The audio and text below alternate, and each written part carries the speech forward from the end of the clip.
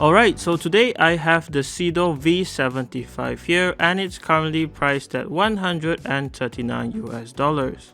It's a gasket mounted 75% compact layout keyboard that comes with a powder coated CNC case, and it's also VIA compatible. In the box, there's a user manual included that comes in Mandarin and English. Two small white boxes here, one containing the braided Type A to Type C cable, which feels pretty good. And the other includes a 2-in-1 switch and keycap puller and a small little Allen key for the keyboard. The keyboard itself is nicely packed here, and taking it out of the plastic, you can see it's the typical 75% compact layout keyboard with a knob on the top right corner.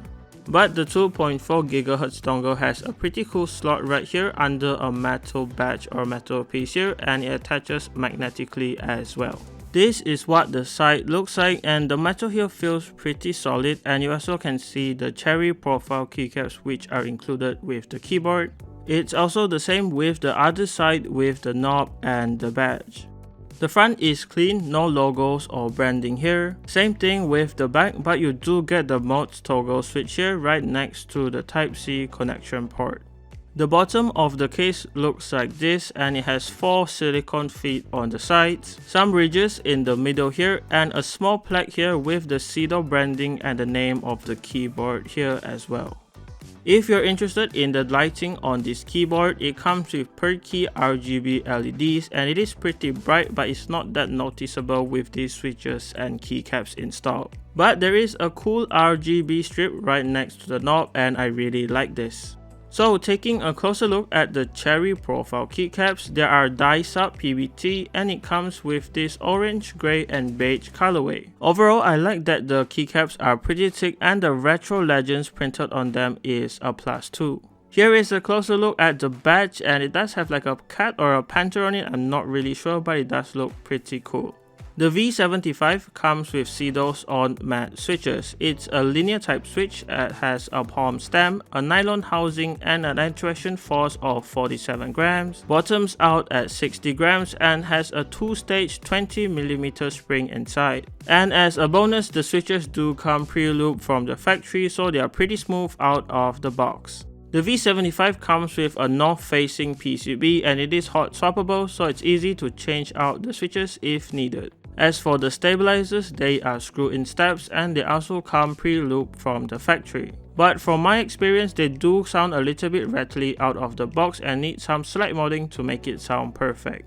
Alright, with the more basic stuff covered, I always like to disassemble the keyboard and check out what mods are included. For this keyboard, you can use the included Allen key here, but for me, I'm just going to be using my own screwdriver, and there's just basically 6 screws to remove from the bottom. And with the 6 golden screws removed, I can now take a look inside. Oh, and before I forget, always remember to carefully remove the cables connecting to the motherboard when you're opening up your keyboard. So first, on the bottom part of the case, there's a piece of Poron film here to dampen the sound. And here is also where you can find the 3000 mAh battery and the daughterboard of the keyboard on the top left. There's also these small foam pieces on the rails on the sides, which are slightly taller than the actual case. And this helps to act like the force brake mod, so basically the top and bottom metal pieces won't clash into each other when the keyboard is in use. Second part is the top frame, and it basically just has all of the cutouts and a diffuser for the LED here. Here is the plate and PCB sandwich, and as you can see, the polycarbonate plate does allow it to flex a little bit. Attached to the back is another piece of Poron foam, and from here I can also see that KL hot swap sockets are used here. The gasket mount basically uses these Poron pieces on the sides of the plate, and this will basically slot in between the top and bottom frame. And if you look closely in between the plate on the PCB, it is kinda hard to see, but there's more Poron foam included here and some type of IXPE switch pad included as well. So that was literally everything included in the V75. Now let me quickly assemble it and we can hear how it sounds.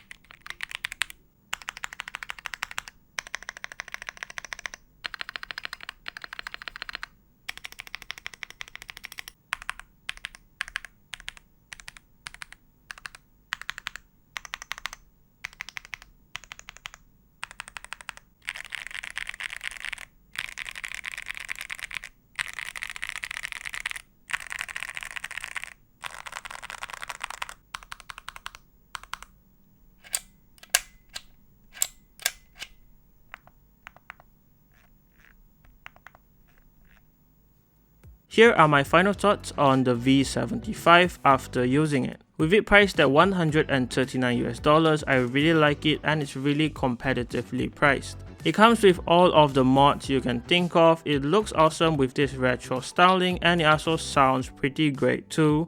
But the steps can use a little bit of tuning, but other than that it's pretty good.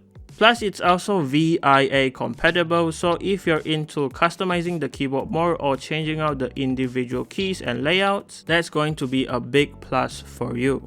So if you're interested in getting the CIDOO V75, links will be provided in the description below, and I want to say a quick thank you to CIDOO for sending over this for a review. And that wraps it up for this video guys. Leave a like on this video if you liked it, dislike it if you didn't like it, and remember to subscribe to my channel if you haven't. Even more videos like this coming very soon, and as always, thanks for watching. Goodbye guys.